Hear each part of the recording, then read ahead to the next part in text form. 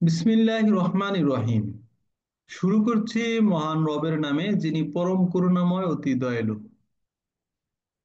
আমরা গত ক্লাসে যে ধারাগুলো আলোচনা করেছি, বিশেষ করে আমরা জানি যে আমরা পেনাল কোড আইন পড়তেছি এবং ফৌজদারি কার্যবিধি, দুইটা আইন আমরা একসাথে সমন্বয় করে পড়তেছি। দুইটা বড় আইন, সর্ববৃহৎ আইন। আমরা এ যাবৎকাল যত আইন পড়ব, এর ভিতরে কিন্তু এই দুইটা আইনই সবচেয়ে বড় বা বেশি ধারা সম্বলিত আইন। তো এই দুইটা আইন আমরা যদি কভার করে নিয়ে আসতে পারি ইনশাআল্লাহ, তো আমাদের বাকি আইনগুলা শিখতে বেশি ব্যাক পাইতে হবে না। এই জন্য আমরা এই দুইটা আইনকে বেশি গুরুত্ব দিয়েছি। দুইটা আইন আমরা ভালোভাবে পড়বো ইনশাআল্লাহ। তো প্রথমে আমরা চলে যাব পেনাল কোড আইনে। পেনাল কোড আইনে আমরা গত ক্লাসে যে ধারাগুলা পড়েছি, সেই ধারাগুলো আগে পর্যালোচনা করব, সেগুলো রিভিশন করব। গত ক্লাসে আমরা পেনাল কোডের প্রথমে পরিচয় পর্ব সেরেছি, যে পেনাল কোড এটা কি আইন, কত সালে প্রস্তুত করা হয়, কত সালে এটা কার্যকর হয় ইত্যাদি, তাই না? যাই হোক, আমরা সব 1860 সাল পেনাল কোড আইন হলো 1860 সালের 45 নম্বর আইন, দণ্ডবিধি আইন 1860 সালের 45 নম্বর আইন। এবং এটা প্রথম প্রকাশ করা হয় 1860 সালের 6ই অক্টোবর। 1860 সালের 6ই অক্টোবর, এবং এটা কার্যকর হয় 1862 সালের 1লা জানুয়ারি। এবং আমরা জেনেছিলাম এই দণ্ডবিধি আইনটা 23টা অধ্যায় বিভক্ত করা হয়েছে। 23টা অধ্যায় রয়েছে দণ্ডবিধি আইনে। আর দণ্ডবিধি আইনে মোট ধারা রয়েছে 511টি, এবং দণ্ডবিধি আইনের প্রবক্তা লর্ড ম্যাকুলে। এবং আরো জেনেছিলাম দণ্ডবিধি আইনটা একটা মূল আইন, বেসিক আইন।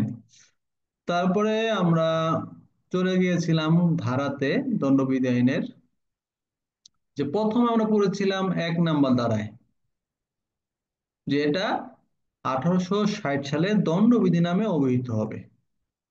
তারপর আমরা পড়েছি এবং পড়েছিলাম এটা সমগ্র বাংলাদেশে কার্যকর হবে। 1 নম্বর ধারায় দুইটা কথা বলা আছে, দণ্ডবিধি আইনটা 1860 সালের দণ্ডবিধি নামে অভিহিত হবে এবং এটা সমগ্র বাংলাদেশে কার্যকর হবে, 1 নম্বর ধারায়।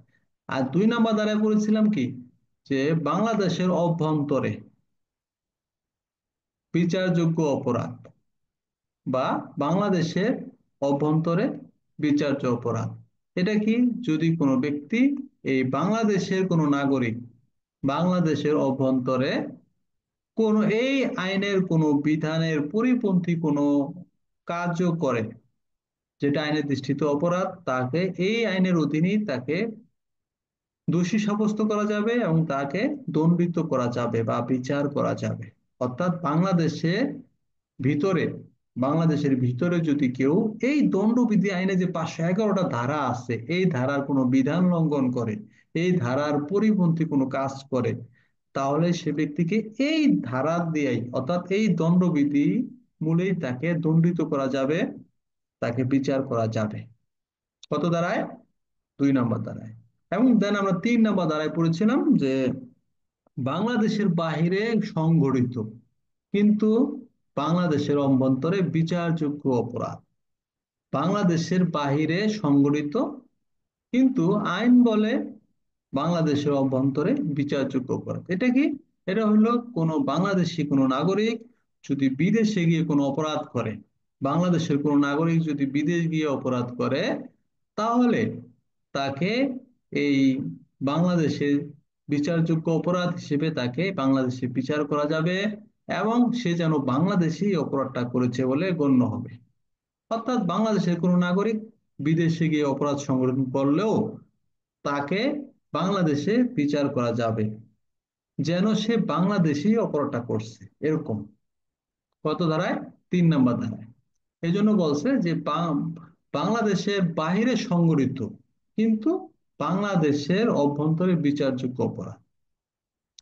আর 4 নম্বর ধারায় বলছিলাম যে দণ্ডবিধি আইনটা সম্প্রসারণ, দণ্ডবিধি আইনের সম্প্রসারণ বা এটার আওতা বিধি সম্প্রসারিত হবে কত দূর পর্যন্ত বিস্তৃতি লাভ করবে। সেখানে আমরা দুইটা ক্ষেত্র পড়ছি, চারের একে পড়ছি কি, প্রথমে একে বলেছে যে বাংলাদেশের কোনো নাগরিক যদি বা অন্য কোনো দেশে যদি কোনো অপরাধ সংগঠন করে সেই ক্ষেত্রে এই আইনের বিধান সম্প্রসারিত হবে। আবার বাংলাদেশের রেজিস্ট্রেশনকৃত কোনো বিমানে চড়ে অথবা কোনো জাহাজে চড়ে যদি কেউ অপরাধ সংগঠন করে, সেক্ষেত্রেও সে যেখানে অপরাধটা সংগঠিত করুক না কেন, তার জন্য কি হবে, এই আইনটা ততদূর পর্যন্ত সম্প্রসারিত হবে। এটা বলছে কত, কত ধারায়, 4 ধারায়। দেন আমরা 5 ধারায় পড়েছিলাম যে এই দণ্ডবিধি আইন কোন প্রজাতন্ত্রের কর্মচারী তারা যদি তাদের চাকরির কোন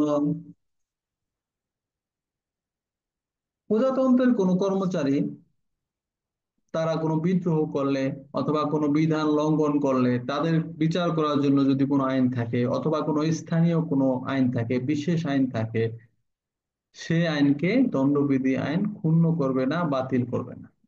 এটা 5 ধারায় পড়েছিলাম। এই ছিল দণ্ডবিধির 5টা ধারা আলোচনা। দেন তারপর আমরা পড়েছিলাম ফৌজদারি কার্যবিধি আইন। ফৌজদারি কার্যবিধি আইনের আমরা প্রথমে পরিচয় সম্পর্কে জেনেছিলাম, যেটা 1898 সালের 5 নম্বর আইন। এবং ফৌজদারি কার্যবিধি আইন 1898 সালের 22শে মার্চ প্রণয়ন করা হয় এবং এটা কার্যকর হয় 1898 সালের 1লা জুলাই। এখানে টোটালি ধারা রয়েছে 565টি আর দণ্ডবিধি ধারা আছে 511টা। এবং ফৌজদারি কার্যবিধি আইনের তফসিল আছে 46টা।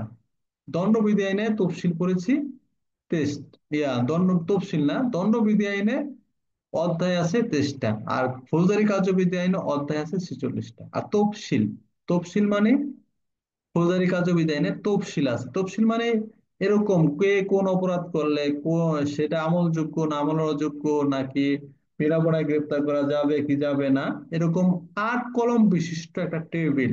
ঠিক আছে, এরকম মোট 5টা টেবিল আছে। এই 5টা টেবিলকে বলা হয় তফসিল, অর্থাৎ ফৌজদারি কার্যবিধি আইনের তফসিল। 5টা তফসিল আছে, 8 কলম বিশিষ্ট এরকম টেবিল, যেটাকে তফসিল বলা হয়। কোন ম্যাজিস্ট্রেট অপরাধ বিচার করবে, কতদিন দণ্ড হবে, বিভিন্ন ধারার আলোকে এই টেবিলটা সাজানো হয়েছে 8 কলম বিশিষ্ট। তফসিলে 8টা কলম রয়েছে। যাই হোক, এই ফৌজদারি কার্যবিধি আইনে মোট তফসিল রয়েছে কয়টা, 5টা। এর ভিতরে প্রথম তফসিলটা বাতিল হয়ে গেছে। তাহলে কার্যকর তফসিল থাকে কয়টা, কার্যকর তফসিল থাকে 4টা। এর ভিতরে দ্বিতীয় তফসিলে বিভিন্ন অপরাধের বিবরণ, তৃতীয় তফসিলে ম্যাজিস্ট্রেটগণের সাধারণ ক্ষমতা, তৃতীয় তফসিলে ম্যাজিস্ট্রেটগণের অতিরিক্ত ক্ষমতা, তৃতীয় তফসিলে ম্যাজিস্ট্রেটগণের সাধারণ ক্ষমতা, চতুর্থ তফসিলে ম্যাজিস্ট্রেটগণের অতিরিক্ত ক্ষমতা, আর পঞ্চম তফসিলে বিভিন্ন ফরম সম্পর্কে আলোচনা করছে। তো ফৌজদারি কার্যবিধি আইনে আমরা সংক্ষিপ্ত পরিচয় এগুলা জানলাম। তারপরে আমরা পড়েছিলাম 3টা ধারা পড়েছিলাম ফৌজদারি কার্যবিধি আইনে। বিশেষ করে 1-এর 1 উপধারায় পড়েছিলাম। এটি 1898 সালের ফৌজদারি কার্যবিধি নামে অভিহিত হবে এবং 1লা জুলাই থেকে কার্যকর হবে। 1-এর 2 উপধারায় পড়েছিলাম, এটা সমগ্র বাংলাদেশে কার্যকর হবে এবং অন্য কোনো আইনের বিধানকে প্রভাবিত করবে না। দেন আমরা পড়েছিলাম 3-এর 2 উপধারা, সেখানে বলেছিল যে যদি পূর্বেকার কোনো আইন গ্রন্থে লেখা থাকে যে পূর্ণাঙ্গ ম্যাজিস্ট্রেটের ক্ষমতা, সেখানে পড়তে হবে প্রথম শ্রেণী ম্যাজিস্ট্রেট। যদি লেখা থাকে জেলার ম্যাজিস্ট্রেট, সেখানে পড়তে হবে জেলা ম্যাজিস্ট্রেট। অর্থাৎ আগেকার আইনে এরকম লেখা থাকতে পারে। আপনারা যখন আইন পড়বেন, বিভিন্ন আইন সামনে গেলে দেখা হবে যে লেখা আছে পূর্ণাঙ্গ ম্যাজিস্ট্রেটের ক্ষমতা, সেখানে আপনাকে ধরে নিতে হবে এটা প্রথম শ্রেণী ম্যাজিস্ট্রেট। যদি কোথাও আইন গ্রন্থে লেখা থাকে প্রথম শ্রেণী ম্যাজিস্ট্রেটের অধস্তন ম্যাজিস্ট্রেট, সেখানে ধরে নিতে হবে এটা দ্বিতীয় শ্রেণী ম্যাজিস্ট্রেট। যদি আইনের কোনো গ্রন্থে লেখা থাকে দ্বিতীয় শ্রেণীর ম্যাজিস্ট্রেটের অধস্তন ম্যাজিস্ট্রেট, সেখানে ধরে নিতে হবে তৃতীয় শ্রেণীর ম্যাজিস্ট্রেট। এই ছিল আমাদের গত ক্লাসে মোটামুটি আলোচনা। ফৌজদারি দণ্ডবিধি এবং ফৌজদারি 2টা আইন নিয়ে আমরা এগোচ্ছি, যেহেতু 2টাই বড় আইন। এই 2টা আইন যদি আমরা একসাথে কাভার করতে পারি, তো আল্লাহ চাহে তো এটা আমাদের জন্য অনেকটাই সহজ হয়ে যাবে, পথ আগানো সহজ হয়ে যাবে। তো আজকে আমরা নতুন বিষয় পড়ব, 5ম অধ্যায় পেনাল কোড আইনের। এটা প্রথম অধ্যায়। আমরা শেষ করলাম, অর্থাৎ 23টা অধ্যায়ের একটা অধ্যায় আমরা গত ক্লাসে শেষ করেছি। আজকে আমরা দ্বিতীয় অধ্যায় পড়বো। দ্বিতীয় অধ্যায়টা একটু বড়, এখানে 6 থেকে 52 ক পর্যন্ত ধারা আছে। 6 থেকে 52 ক এর ভিতরে আমরা উল্লেখযোগ্য ধারাগুলো আনবো, যেগুলো আমাদের পরীক্ষা রিলেটিভ গুরুত্বপূর্ণ বেশি। তো আমরা প্রথমে কয়েকটা সংজ্ঞা জানবো আজকে, দেন তারপরে আমরা আবার ফৌজদারি কার্যবিধিতে যাব। তো প্রথমে আমরা চলে যাব দণ্ডবিধি আইনের 6 নম্বর ধারায়। 6 নম্বর ধারায় বলছে এই বিধির সংজ্ঞা সমূহের অর্থ। অর্থাৎ এই যে দণ্ডবিধি আইনের যে সংজ্ঞা দিচ্ছে, বিভিন্ন অপরাধের সংজ্ঞা দিচ্ছে, বিভিন্ন সংজ্ঞা আমরা পাবো সামনে যখন আলোচনা হবে। যেমন ব্যক্তি বলতে কি বোঝায়, জজ বলতে কি বোঝায়, তারপরে অন্যায় লাভ, অন্যায় ক্ষতি, হ্যাঁ, অসাধু ভাবে, এগুলা সংজ্ঞায়িত আমরা সামনে পড়বো। তো এগুলা কিভাবে প্রযোজ্য হবে, এগুলা কিভাবে কাজ করবে, এই সম্পর্কে আলোচনা করেছে 6 ধারায়। যে বলছে এই বিধির সংজ্ঞা সমূহ, অর্থাৎ এই দণ্ডবিধি আইনের যে সমস্ত সংজ্ঞা দিয়েছে, অপরাধের সংজ্ঞা দিয়েছে, এই এই সংজ্ঞাগুলো ব্যতিক্রম সাপেক্ষে হবে। অর্থাৎ ব্যতিক্রম সাপেক্ষে হবে মানে, অর্থাৎ আমরা প্যানেল কোড আইনের সামনে পাবো 76 ধারা থেকে, হ্যাঁ, 76 ধারা থেকে একদম 106 ধারা পর্যন্ত। এই ধারাগুলো হলো ব্যতিক্রম সম্পর্কিত, সাধারণ ব্যতিক্রম। এই ধারার এই যে বিধানগুলো আছে, এই বিধান সাপেক্ষে এই দণ্ডবিধি আইনের সংজ্ঞাগুলা কার্যকর হবে। বুঝছেন? দণ্ডবিধি আইনের সংজ্ঞা কি? দণ্ডবিধি আইনে যে সমস্ত সংজ্ঞাগুলো দিছে, বিভিন্ন সংজ্ঞাগুলো এখন আমরা পড়বো সামনে। তো এই সংজ্ঞাগুলো কিভাবে কার্যকর হবে? এই পেনাল কোড আইনের একটা অধ্যায় আছে ব্যতিক্রম, সাধারণ ব্যতিক্রম। এই সাধারণ ব্যতিক্রম সাপেক্ষে এই সংজ্ঞাগুলো কার্যকর হবে। অর্থাৎ সেগুলো আপনার উল্লেখ হবে ব্যতিক্রম সাপেক্ষে। অর্থাৎ সাধারণ যে ব্যতিক্রমের অধ্যায়টা রয়েছে, সেই ব্যতিক্রমের সাথে সাংঘর্ষিক হবে না, ওইটার সাথে একটা ছন্দ করে অথবা ওইটার সাপেক্ষে হবে, ওইটার সাথে একটা সম্পর্ক স্থাপন করে, বা ওইটার যেভাবে বলছে সাধারণ ব্যতিক্রম, ওইটার যে বিধান আছে ওইটার সাথে একটা কি করবে, মাছ করে এই বিধানগুলা কার্যকর হবে, এই সংজ্ঞাগুলো সংজ্ঞায়িত হবে, মূল্যায়ন পাবে। ঠিক আছে? পেনাল কোড আইনের যে সাধারণ ব্যতিক্রমের যে অধ্যায়টা রয়েছে, যে বিধানগুলো আছে, সাধারণ সেই ব্যতিক্রমের বিধানের সাপেক্ষে এই দণ্ডবিধি আইনের যে সংজ্ঞাগুলা, এগুলা কার্যকর হবে বা ফলপ্রসূ হবে অথবা মাছ করবে। ঠিক আছে? এটা বলছে কত দাঁড়ায়? 6 ধারায়। তারপরে আমরা চলে যাব 10 নম্বর ধারায়। 10 নম্বর ধারায় বলছে পুরুষ মহিলা। এই যে সংজ্ঞা শুরু হয়ে গেল কিন্তু, হ্যাঁ, যে পুরুষ মহিলা বলতে কাকে বোঝায়? তো পুরুষ বলতে বোঝায় যে কোনো বয়সে, পুরুষ বলতে নর, পুরুষ বা নর একই জিনিস, যে কোনো বয়সের মানুষকে, যে কোনো বয়সের নরকে, বা যে কোনো বয়সের পুরুষকে বোঝায় নর। যে কোনো বয়সের নরকে বোঝায় পুরুষ, আর যে কোনো বয়সের নারীকে বোঝায় নারী। যে কোনো বয়সের নারীকে মহিলা অথবা নারী বোঝায়। ঠিক আছে? এটা বলছে কত দ্বারায়? 10 নম্বর দ্বারা। এই সংজ্ঞা কিন্তু আমরা শুরু হইলো, যে আমরা 6 নম্বর দ্বারায় কি বললাম, যে দণ্ডবিধি আইনে যে সমস্ত সংজ্ঞাগুলো আনা হয়েছে, এই সংজ্ঞাগুলা কি হবে?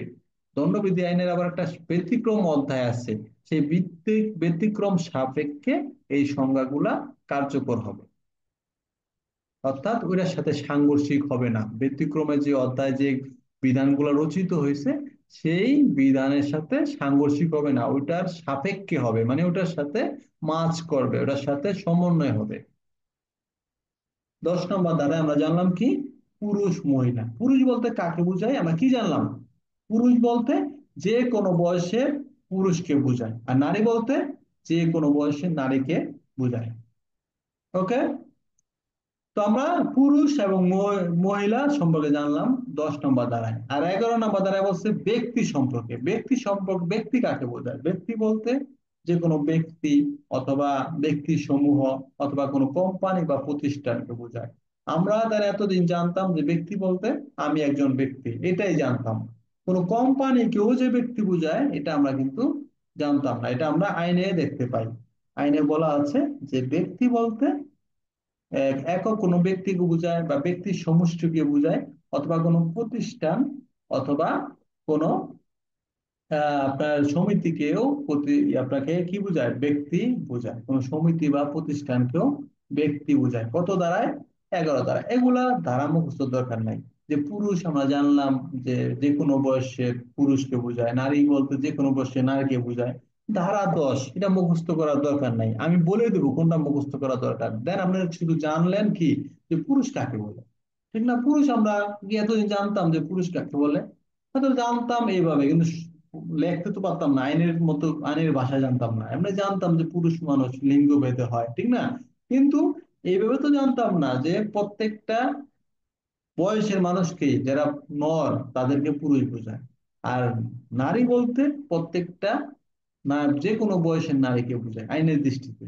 ধারা এটা কোনো ব্যাপার না, 10 ধারা আমাদের দরকার নাই। যদি ভুলেও যান সমস্যা নেই, কিন্তু এই জিনিসটা বলবেন না যে যে কোনো বয়সের নারীকে নারী বোঝায়, যে কোনো বয়সের পুরুষকে পুরুষ বোঝায়। এটা হলো আমাদের শিখার বিষয়। আর কোনটা ধারা সহ মুখস্থ করতে হবে সেটাও আমি কিন্তু আপনাদেরকে বলবো। তো ব্যক্তি সম্পর্কে আমরা জানছি, এটাও মনে করেন 11 নম্বর ধারায় ব্যক্তি সম্পর্কে আলোচনা করছে, আমরা মনে নাই না থাকুক, কিন্তু এই কথাটা যেন মনে থাকে। ব্যক্তি বলতে শুধু আমরা একজন ব্যক্তিকে বুঝাইবো না। ব্যক্তি বলতে ব্যক্তি বা আপনার সমিতির লোকজন অথবা কোনো কোম্পানি, মানে কোনো সংস্থা, তাদেরকেও ব্যক্তি বোঝায়। কত? এটা 11 ধারায়। তারপরে আমরা চলে যাবো 14 ধারায়, রাষ্ট্রের কর্মচারী। রাষ্ট্রের কর্মচারী বলতে আমরা কি বুঝি? রাষ্ট্রের কর্মচারী প্যানেল করে বলতেছে যে আপনার সরকারের কর্তৃত্ব বলে বা অধীনে যারা নিযুক্ত হয় বা নিয়োজিত হয় প্রত্যেক কর্মকর্তা বা কর্মচারীকে রাষ্ট্রের কর্মচারী বোঝায়। তাহলে আপনার আপনার যত সিনিয়র অফিসার হোক সে কি? রাষ্ট্রের কর্মচারী। মনে থাকবে? মনে করেন সচিব। সচিব ভালো বিশাল পদ, সচিব কি? সে রাষ্ট্রের কর্মচারী। অর্থাৎ যিনি সরকারের কর্তৃত্বাধীনে নিযুক্ত হয়েছেন, এরকম প্রত্যেক ব্যক্তি, প্রত্যেক অফিসার অথবা প্রত্যেক কর্মচারী সবাই রাষ্ট্রের কর্মচারী। তাহলে আমি একজন এসআই, আমিও কর্মচারী রাষ্ট্রের। আমি একজন কনস্টেবল, আপনিও রাষ্ট্রের কর্মচারী। তাহলে একজন এসপি, ডিআইজি, ডিসি সবাই কি? সবাই রাষ্ট্রের কর্মচারী। কত ধারা বলছে? 14 ধারা বলছে রাষ্ট্রের কর্মচারী। আচ্ছা, রাষ্ট্রের কর্মচারী সম্পর্কে আমরা জানলাম, তারপর আমরা জানবো সরকার সম্পর্কে 17 ধারায়। এগুলো ধারা যদি আমরা মনে নাও থাকে সমস্যা নাই, ঠিক আছে, কিন্তু বিষয়গুলো আমরা জানতে হবে যে রাষ্ট্রের কর্মচারী বলতে আমরা কাকে বুঝাইলাম। এমসিকিউ যদি আসে, শুধু মনে করেন রাষ্ট্রের কর্মচারী বলতে নিম্নলিখিত কোন ব্যক্তিকে বোঝাবে, এরকম একটা কোশ্চেন দিল, নিচে অপশন দিল যে পুলিশ সুপার, কনস্টেবল, ডিসি, আর একটা দিল সবাই। কোনটা দিবেন উত্তর? ঘ নাম্বার দিতে হবে, কারণ এখানে এসপি, ডিসি, ডিআইজি, জেলা ম্যাজিস্ট্রেট সবাই কি? সবাই রাষ্ট্রের কর্মচারী। এটা এলো শিখার বিষয়। এখানে ধারা না মনে থাকলেও সমস্যা নাই, এগুলো থেকে এমসিকিউ হইতে পারে। আর সরকার বলতে কাকে বোঝায়? সরকার বলতে আমরা বুঝি কি? সরকার বলতে আমরা কি বুঝি আর আইনে কি বলে? সরকার বলতে আমরা বুঝি দলীয় যে প্রধান থাকে তাকে, ঠিক না? কিন্তু না, সরকার বলতে কি বোঝায়? এটা মেন ভাষা হলো যিনি আইনানুগ ভাবে, আইনানুগ ভাবে কার্যনির্বাহী, সরকার পরিচালনা করার জন্য ক্ষমতাপ্রাপ্ত। অর্থাৎ যিনি কার্যনির্বাহী, হ্যাঁ কার্যনির্বাহী, সরকার পরিচালনা করার জন্য আইন বলে ক্ষমতাপ্রাপ্ত হন, তাকে বলা হয় সরকার। মেয়ের কথাটা কি তাইলে? কার্যনির্বাহী। কার্যনির্বাহী, সরকার পরিচালনা করার জন্য যারা আইন বলে ক্ষমতাপ্রাপ্ত হন। অনেক মানুষ, অর্থাৎ অনেকেরই অনেক শক্তি থাকে, পাওয়ার থাকে, অর্থনৈতিক থাকে, কিন্তু কার্যনির্বাহী ক্ষমতা হলো রাষ্ট্রের ক্ষমতা। এটা হলো সরকারের মেন ক্ষমতা। অর্থাৎ যিনি কার্যনির্বাহী, সরকার পরিচালনা করার জন্য আইন বলে ক্ষমতাপ্রাপ্ত, এরকম ব্যক্তিকে সরকার বোঝায়, বা এরকম ব্যক্তি সমূহকে সরকার বোঝায়, শুধু একজন না। অর্থাৎ যারা আপনার কার্যনির্বাহী, সরকার পরিচালনা করার জন্য ক্ষমতাপ্রাপ্ত হন আইন বলে, তারা সবাই সরকার। 17 নম্বর ধারায় বলছে। আর তারপর আমরা পড়বো 19 নম্বর ধারা, জজ। জজ বলতে কাকে বোঝায়? 19 ধারায় বলছে যে সরকার কর্তৃক খালি যাকে নিযুক্ত করা হয় সেই জজ না। জজ প্রকৃত হবে সেই ব্যক্তি যিনি ফৌজদারি এবং দেওয়ানিতে চূড়ান্ত ভাবে রায় ঘোষণা করতে পারে, অর্থাৎ ফৌজদারি আদালতে অথবা দেওয়ানি আদালতে যিনি চূড়ান্ত রায় ঘোষণা করতে ক্ষমতা প্রাপ্ত, এরকম ব্যক্তিকে বলা হয় জজ। 19 ধারা।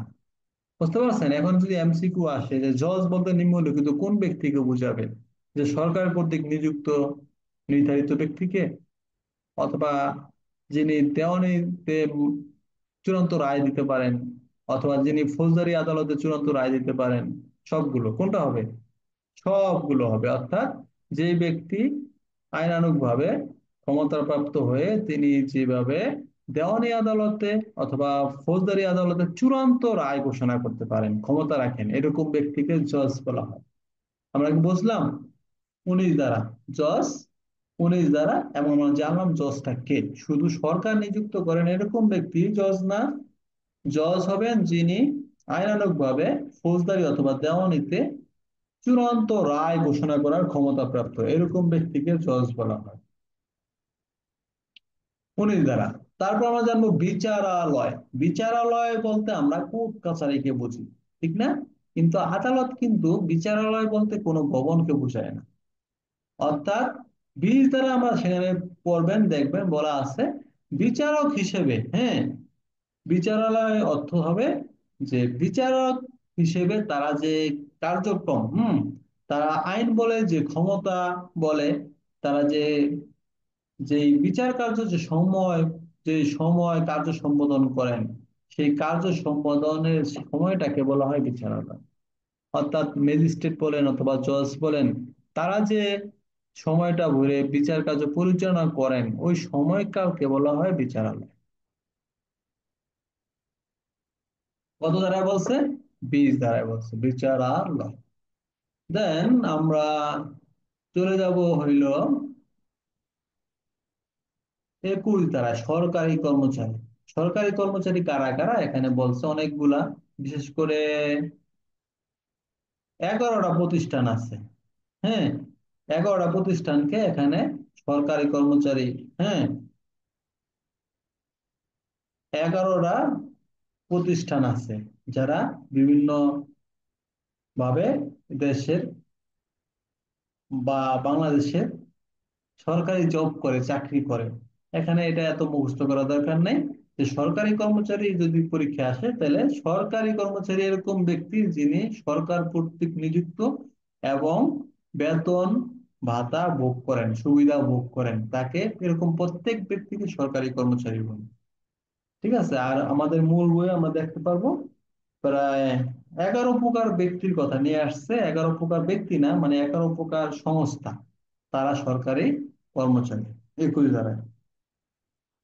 আর আমরা জানবো 22 ধারা। এগুলা কিন্তু একটু সহজ, হ্যাঁ, এগুলো একটু মুখস্থ করে নেবেন।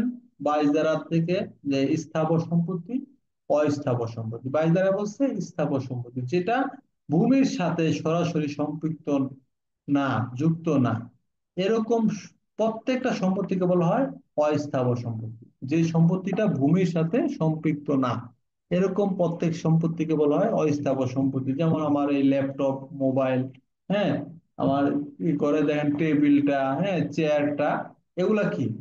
অস্থাবর সম্পত্তি, অর্থাৎ যেটা ভূমির সাথে সম্পৃক্ত না। এগুলো সহজেই এক স্থান থেকে আরেক স্থানে স্থানান্তর করা যায়, তাকেই বলা হয় অস্থাবর সম্পত্তি।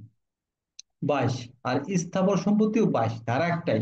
দুইটা সংজ্ঞায় ধারা একটাই। স্থাবর সম্পত্তি হলো যেটা ভূমির সাথে সম্পৃক্ত এবং সহজে এক স্থান থেকে অন্য স্থানে স্থানান্তর করা যায় না, এটাকে বলা হয় স্থাবর সম্পত্তি। আমরা পারবো না? তারপরে আমরা চলে যাব 23 নম্বর ধারায়, অন্যায় লাভ অন্যায় ক্ষতি। অন্যায় লাভ অন্যায় ক্ষতি। অন্যায় লাভটা কি? অন্যায় লাভ হইল যে জিনিস কোনো ব্যক্তি প্রাপ্য হয়েছেন। অন্যায় লাভ বলেন অথবা অবৈধ ক্ষতি বলেন, এখানে দুইটা পরিভাষা আছে, এক এক বইয়ে এক এক রকম আছে। অন্যায় লাভ আগে আমরা জানবো, বা অবৈধ লাভ। অন্যায় লাভ আর অবৈধ লাভ একই কথা, হ্যাঁ। তো অন্যায় লাভটা কি অথবা অবৈধ লাভটা কি?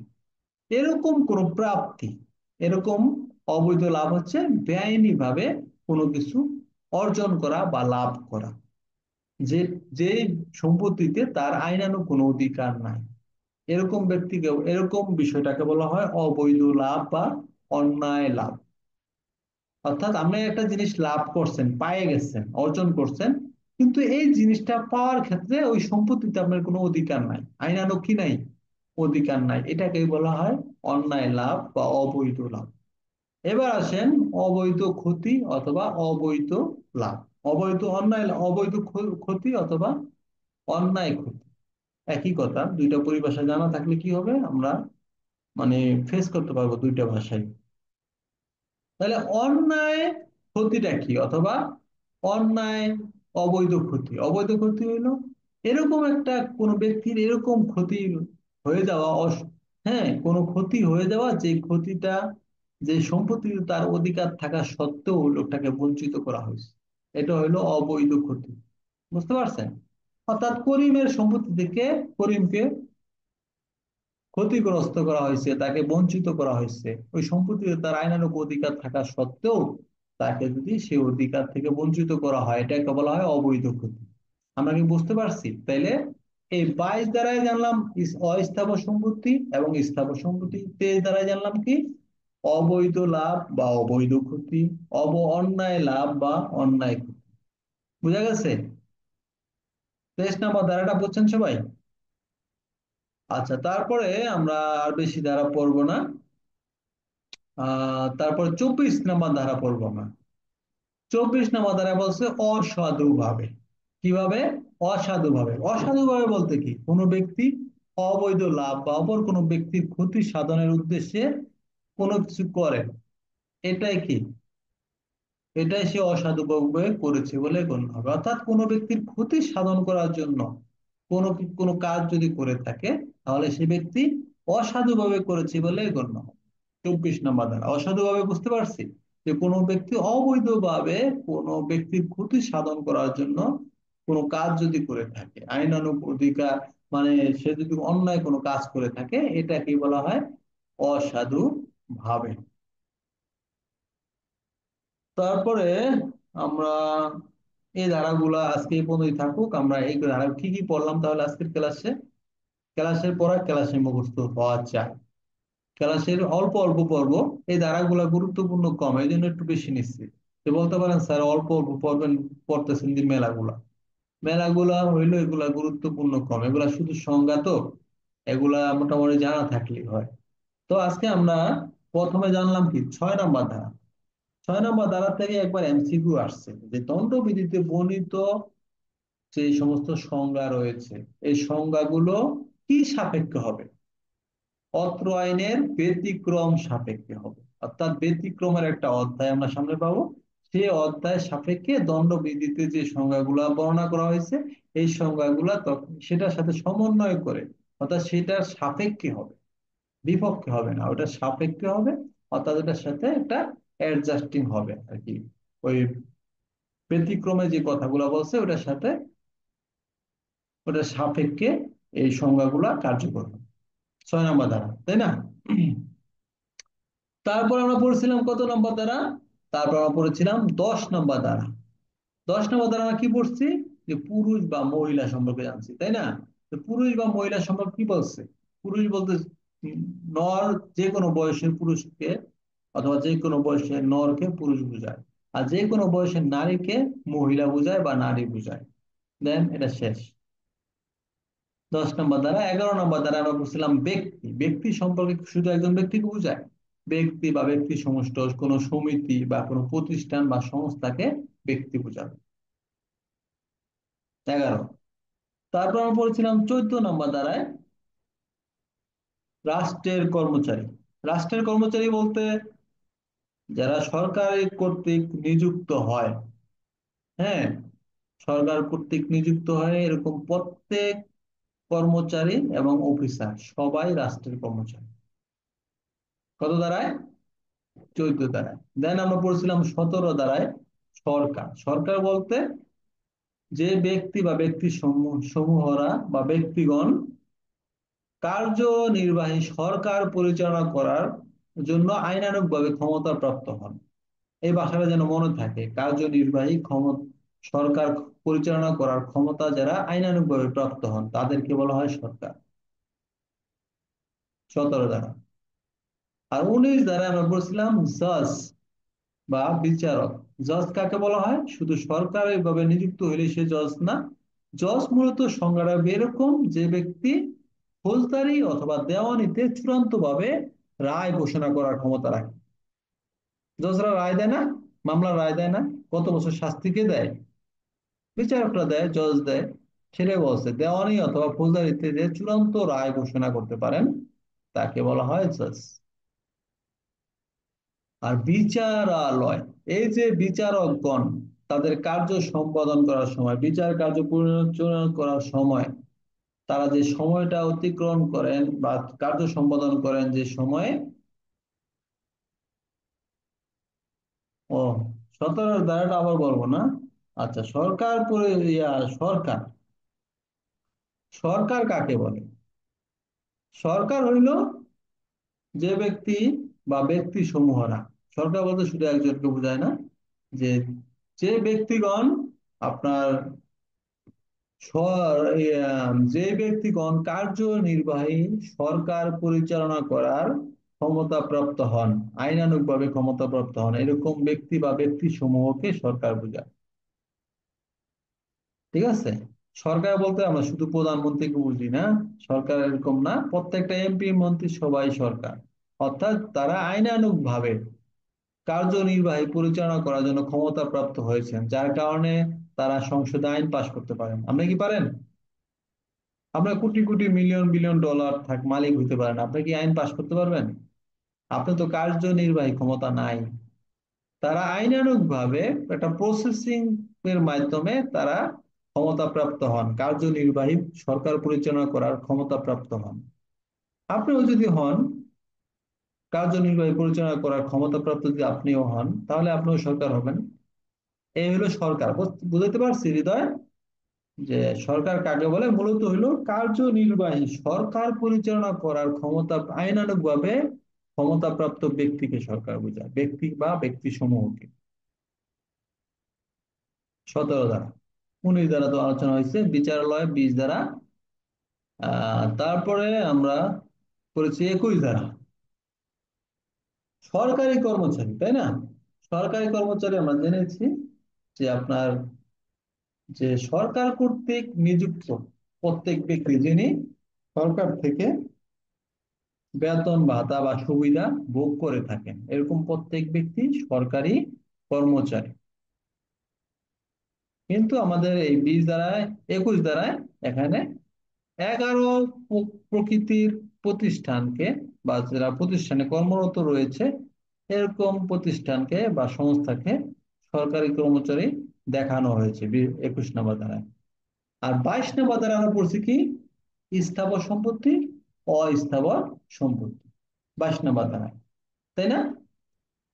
অস্থাবর সম্পত্তি কি? যেটা ভূমির সাথে সম্পৃক্ত নয়, যেটা সহজে এক স্থান থেকে অন্য স্থানে স্থানান্তর করা যায়, এটাকে বলা হয় অস্থাবর সম্পত্তি 22 ধারা। আবার 22 ধারাই বলছে স্থাবর সম্পত্তি, ধারা একটাই। স্থাবর সম্পত্তি কি? যেটা ভূমির সাথে সম্পৃক্ত, সহজে এক স্থান থেকে অন্য স্থানে স্থানান্তর করা যায় না, এটাকে বলা হয় স্থাবর সম্পত্তি। ধারা কত? ধারা কিন্তু একটাই, 22 ধারা। 23 ধারায় বলছে কি? 23 ধারায় বলছে অবৈধ লাভ অথবা অন্যায় লাভ, একই কথা। দুইটা বইয়ে দুই রকম ভাষা আছে, আমি দুইটা ভাষাই ব্যবহার করতেছি যেন আপনারা বুঝতে পারেন। অবৈধ লাভ কি?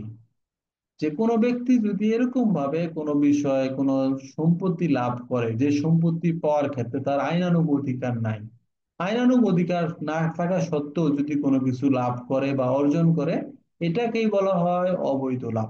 বুঝতে পারছেন? আর অবৈধ ক্ষতিটা কি? অবৈধ ক্ষতি হচ্ছে কোনো ব্যক্তিকে কোনো কিছু থেকে বঞ্চিত করা, কোনো সম্পত্তি থেকে বঞ্চিত করা, সেই সম্পত্তিতে তার অধিকার, আইনানুগ অধিকার থাকা সত্ত্বেও তাকে সেই সম্পত্তি থেকে বঞ্চিত করাই হইল অবৈধ ক্ষতি বা অন্যায় ক্ষতি।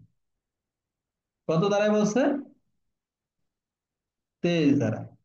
আর 24 ধারায় বলছে অসাধুভাবে, কোনো ব্যক্তির ক্ষতি সাধনের উদ্দেশ্যে, ক্ষতি করার ইচ্ছায় যদি অবৈধভাবে কোনো কার্য সম্পাদন করে এটাকে বলা হয় অসাধু। 24 ধারা। এই পর্যন্ত আমাদের আজকের আলোচনা। তারপরে আমরা চলে যাব ফৌজদারি কার্যবিধান। প্যানেল করে এই পর্যন্তই থাকবে। তো আমরা গত ক্লাসে ফৌজদারি কার্যবিধানের 3-এর 2 উপধারা পর্যন্ত আলোচনা করেছিলাম।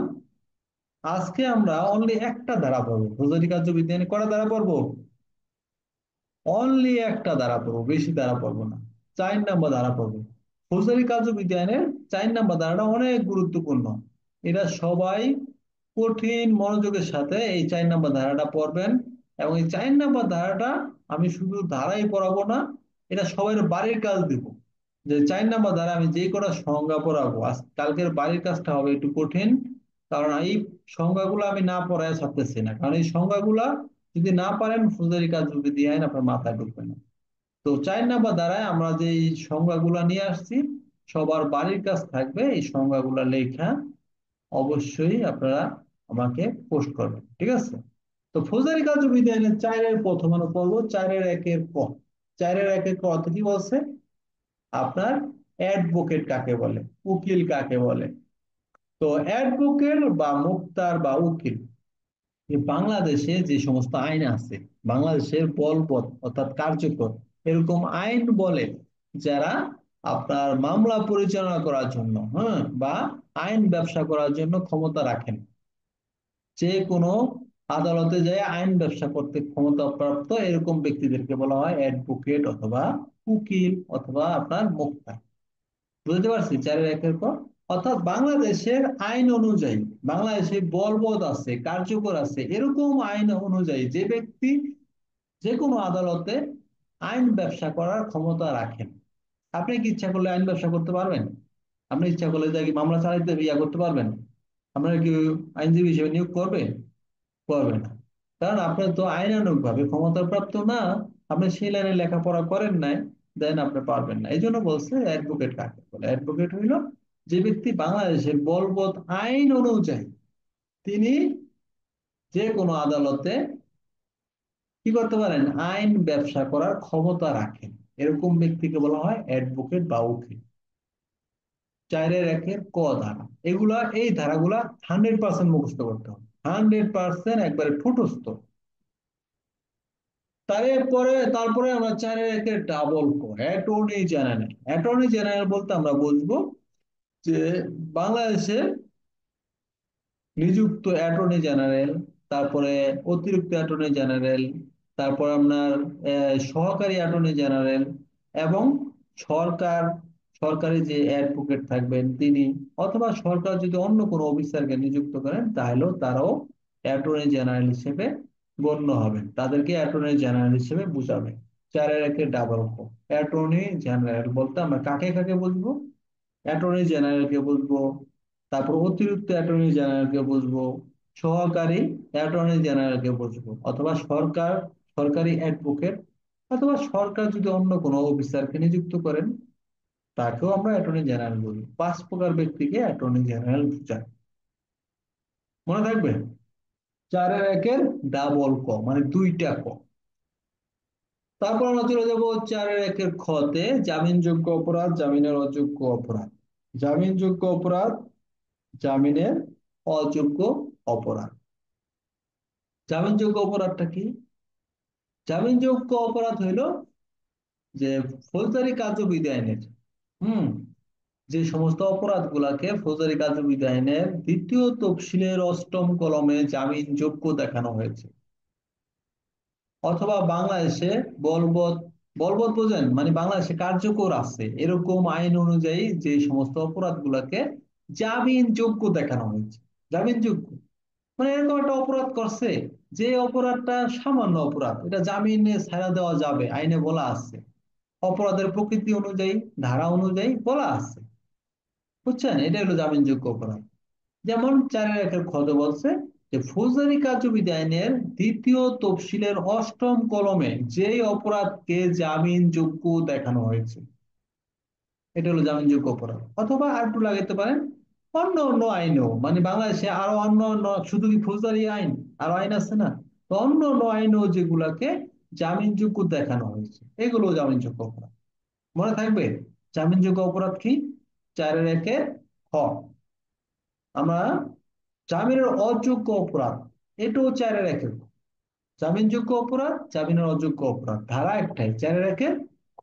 4-এর 1 খতে বলছে এবং জামিনের অযোগ্য অপরাধ অর্থাৎ যে অপরাধ অপরাধকে ফৌজদারি কার্যবিধি আইনের 2য় তফসিলের 8ম কলমে জামিনের অযোগ্য দেখানো হয়েছে, অথবা বাংলাদেশের অন্য বলবৎ আছে, কার্যকর আছে এরকম আইন অনুযায়ী যে সমস্ত অপরাধগুলোকে জামিনের অযোগ্য দেখানো হয়েছে, সেগুলো জামিনের অযোগ্য অপরাধ অর্থাৎ জামিন পাওয়া যাবে না, জামিন যোগ্য না, এরকম অপরাধ আর কি।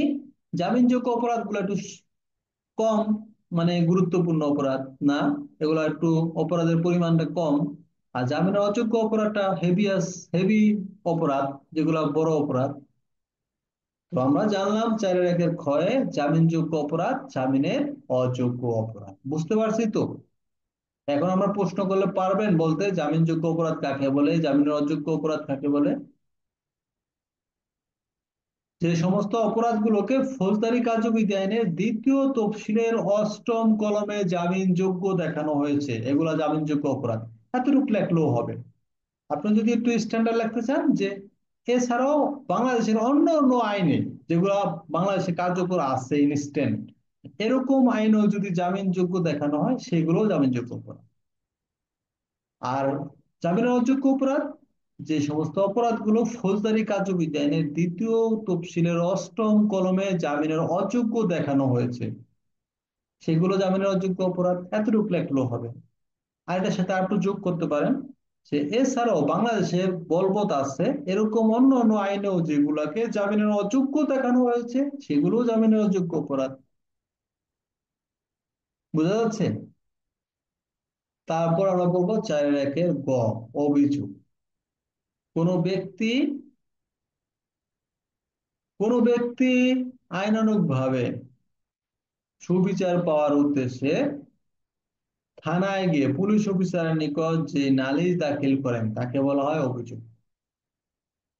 আর এটার সাথে আমরা পড়বো 4-এর 1 পরিকার্য নালিশ।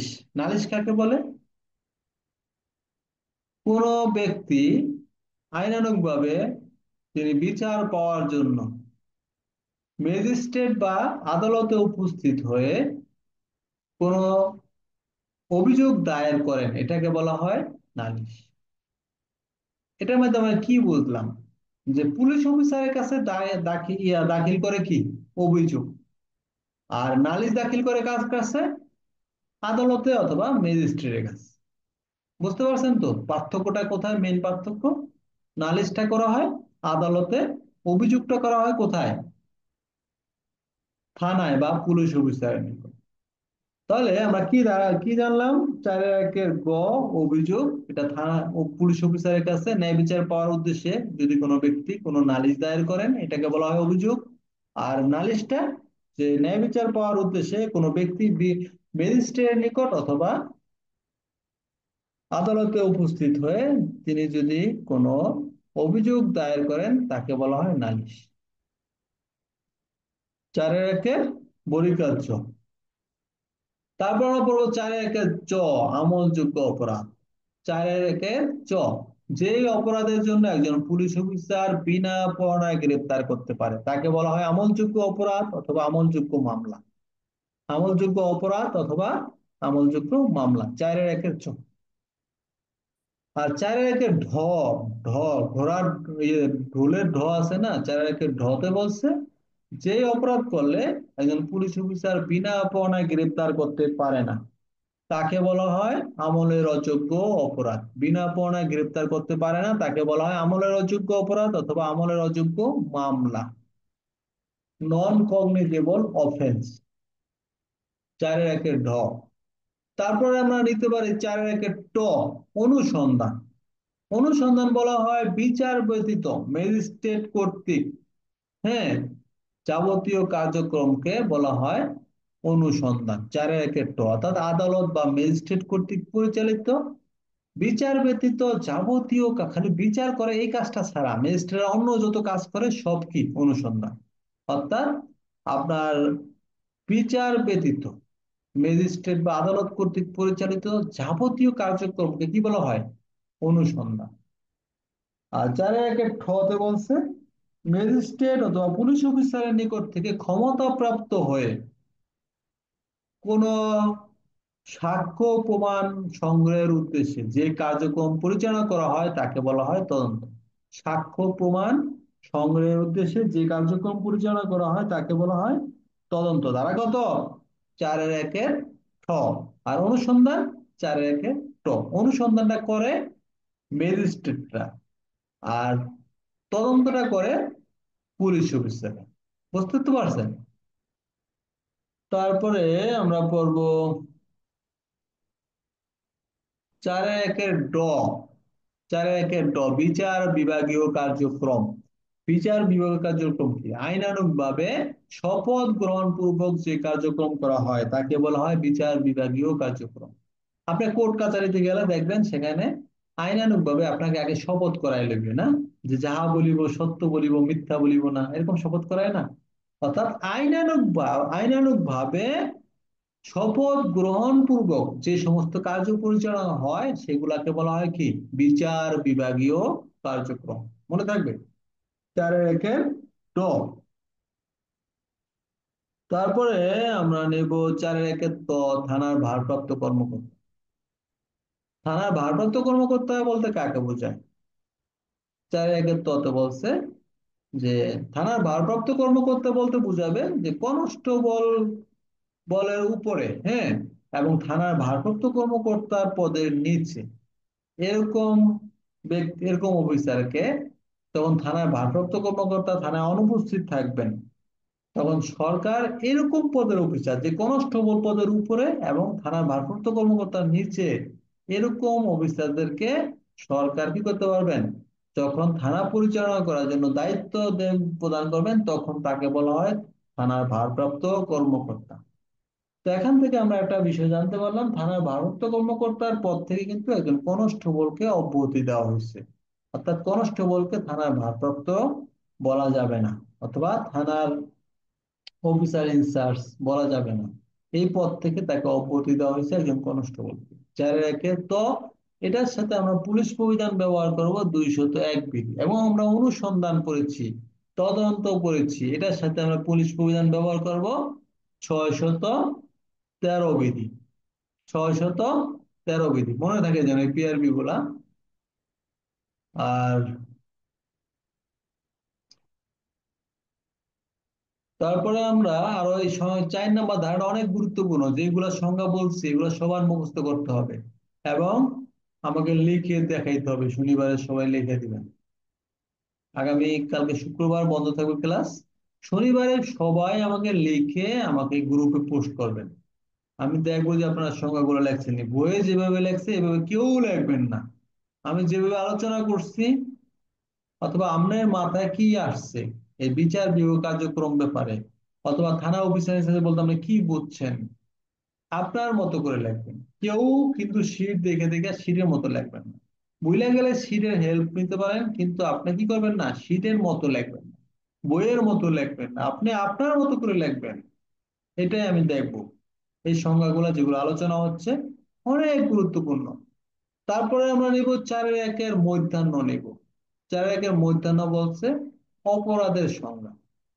অপরাধ কাকে বলে? যে কাজ করলে বা না করলে আইনের দৃষ্টিতে শাস্তির ব্যবস্থা আছে তাকে বলা হয় অপরাধ। যে কাজ করলে অথবা না করলে আইনের দৃষ্টিতে দণ্ডের ব্যবস্থা রয়েছে তাকে বলা হয় অপরাধ। 4-1 মধ্যাহ্ন।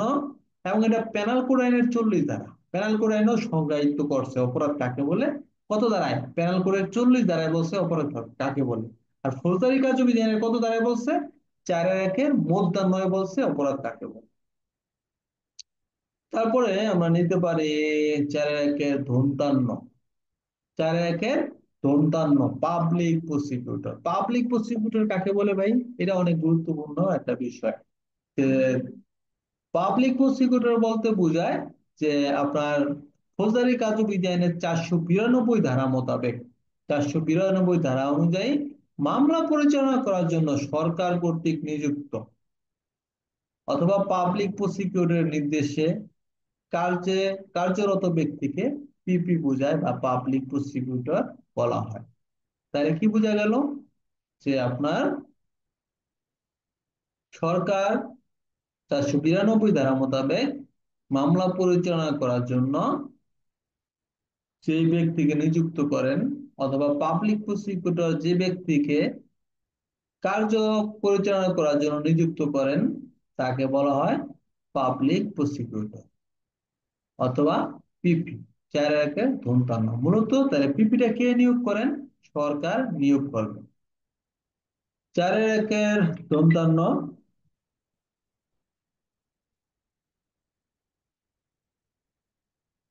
যাই হোক, আমরা এই সংজ্ঞাগুলাই পড়বো। তো 4 নাম্বার আমরা ফৌজদারি কার্যবিধানের 4 নাম্বার ধারা কি কি বিষয় পড়লাম আমরা আরেকবার রিভিশন করি, আরেকবার বলি। আমার সাথে সাথে আপনারাও বলার চেষ্টা করেন। প্রথম আমরা কি পড়লাম? 4-এর 1-এর ক। 4-এর 1-এর ক নাম্বার ধারা। সেখানে কি বলছে? 4-এর 1-এর কতে বলছে অ্যাডভোকেট অথবা মোক্তা কাকে বলে। তো বাংলাদেশে বলবৎ আইন অনুযায়ী যে ব্যক্তি যে কোনো আদালতে আইন ব্যবসা করার ক্ষমতা রাখে, তাকে বলা হয় আইনজীবী বা অ্যাডভোকেট বা মুক্তা। আর 4-এর 1-এর ডাবল ক, সেখানে বলছে অ্যাটর্নি জেনারেল। অ্যাটর্নি জেনারেল বলতে 5 প্রকার ব্যক্তিকে বুঝাইছে, যে অ্যাটর্নি জেনারেল, অতিরিক্ত অ্যাটর্নি জেনারেল, সহকারী অ্যাটর্নি জেনারেল এবং সরকারি অ্যাডভোকেট, সরকার অন্য কোনো অফিসার যাকে নিযুক্ত করেন এই ব্যক্তি, তার হইলো অ্যাটর্নি জেনারেল। আর 4-এর 1-এর খ, জামিনযোগ্য অপরাধ, জামিনের অযোগ্য অপরাধ। জামিনযোগ্য অপরাধ কাকে বলে? যেটা যে অপরাধগুলোকে ফৌজদারি কার্যবিধি আইনের 2য় তফসিলের 8ম কলমে জামিনযোগ্য দেখানো হয়েছে তাকে বলা হয় জামিনযোগ্য অপরাধ। জামিনের অযোগ্য অপরাধ কাকে বলে? যে অপরাধগুলো ফৌজদারি কার্যবিধি আইনের 2য় তফসিলের 8ম কলমে জামিনের অযোগ্য দেখানো হয়েছে তাকে বলা হয় জামিনের অযোগ্য অপরাধ। 4-এর 1-এর পড়েছি অভিযোগ। কোন ব্যক্তি ন্যায় বিচার পাওয়ার উদ্দেশ্যে পুলিশ অফিসার বা থানায় উপস্থিত হয়ে যে নালিশ দাখিল করেন তাকে বলা হয় অভিযোগ। 4-এর 1-এর এটার সাথে আমরা পরীক্ষা জনিয়েছি যে নালিশ। কোন ব্যক্তি ন্যায় বিচার পাওয়ার উদ্দেশ্যে আদালত বা ম্যাজিস্ট্রেটের নিকট উপস্থিত হয়ে যে অভিযোগ দায়ের করেন তাকে বলা হয় নালিশ। 4-এর 1-এর পরিকার্য ধারা। তারপর আমরা নিয়েছি 4-এর 1-এর আমলযোগ্য অপরাধ। আমলযোগ্য অপরাধ কাকে বলে? যে অপরাধ করলে পুলিশ অফিসার বিনা পরোয়ানায় আদালতের কোনো পরোয়ানা ছাড়াই গ্রেপ্তার করতে পারেন তাকে বলা হয় আমলযোগ্য অপরাধ। 4-এর 1-এর আমলযোগ্য অপরাধ অথবা আমলযোগ্য মামলা। এটার সাথে আমরা নিয়ে নিব 4-এর 1-এর ঢোলের সেখানে বলা আছে আমলের অযোগ্য অপরাধ বা আমলের অযোগ্য মামলা। অর্থাৎ যে অপরাধ করলে একজন পুলিশ অফিসার কোনো ব্যক্তিকে বিনা পরোয়ানায় গ্রেপ্তার করতে পারে না, অর্থাৎ সাধারণ অপরাধ করছে, এটাকে বলা হয় আমলের অযোগ্য অপরাধ। 4-এর 1-এর আমরা তারপরে আমরা নিব 4-এর 1-এর অনুসন্ধান। অনুসন্ধান আমরা পড়েছি যে ম্যাজিস্ট্রেট বা আদালত কর্তৃক পরিচালিত সব যাবতীয় কার্যক্রমকে অনুসন্ধান বলে, শুধু বিচার ব্যতীত। অর্থাৎ বিচার ব্যতীত ম্যাজিস্ট্রেট বা আদালত কর্তৃক পরিচালিত যাবতীয় কার্যক্রমকে বলা হয় অনুসন্ধান। 4-এর 1-এর এবং আমরা পড়েছি 4-এর 1-এর তদন্ত। এটার সাথে আমরা পুলিশ প্রবিধান বলছি 613 বিধি। তদন্ত আমরা 4-এর 1-এর তদন্ত কাকে বলে? কোন পুলিশ অফিসার অথবা ম্যাজিস্ট্রেটের নিকট থেকে ক্ষমতাপ্রাপ্ত ব্যক্তি কর্তৃক কোন সাক্ষ্য প্রমাণ সংগ্রহের উদ্দেশ্যে যে সমস্ত কার্যক্রম পরিচালনা করেন এগুলাকে বলা হয় তদন্ত। সাক্ষ্য প্রমাণ সংগ্রহের উদ্দেশ্যে যে সমস্ত কার্যগুলা সম্পাদন করেন এগুলাকে বলা হয় কি? তদন্ত। ফৌজদারি কার্যবিধি আইনের 4-এর 1-এর 4-এর 1-এর আমরা নিয়েছি যে বিচার বিভাগীয় কার্যক্রম। বিচার বিভাগীয় কার্যক্রমটা কি? আইনানুগ ভাবে শপথ গ্রহণ পূর্বক যে কার্যক্রম পরিচালনা করা হয় তাকে বলা হয় বিচার বিভাগীয় কার্যক্রম। 4-এর 1-এর এটা ডাবের ড। তারপরে আমরা নিয়েছিলাম 4-এর 1 নিয়েছিলাম, যে ভারপ্রাপ্ত কর্মকর্তা। ভারপ্রাপ্ত কর্মকর্তা বলতে বোঝায় যে থানা কনস্টেবল পদের উপরে এবং থানার ভারপ্রাপ্ত কর্মকর্তার পদের নিচে এই সমস্ত অফিসাররা যখন থানা অফিসার ইনচার্জ অনুপস্থিতিতে তাদেরকে থানার কার্য পরিচালনা করার জন্য সরকার যাকে নিযুক্ত করেন তাকেই বলা হয় থানার ভারপ্রাপ্ত কর্মকর্তা। 4-এর 1 ত এবং পুলিশ প্রবিধান বা পিআরবি 201 বিধি। তারপর আমরা নিয়েছিলাম 4-এর মধ্যাহ্ন। সেখানে আমরা আলোচনা করছি অপরাধ কাকে বলে, যে বাংলাদেশ যে কাজ করলে অথবা না করলে বাংলাদেশে বলবৎ আইন অনুযায়ী শাস্তির ব্যবস্থা আছে, দণ্ডের ব্যবস্থা আছে, তাকেই বলা হয় অপরাধ।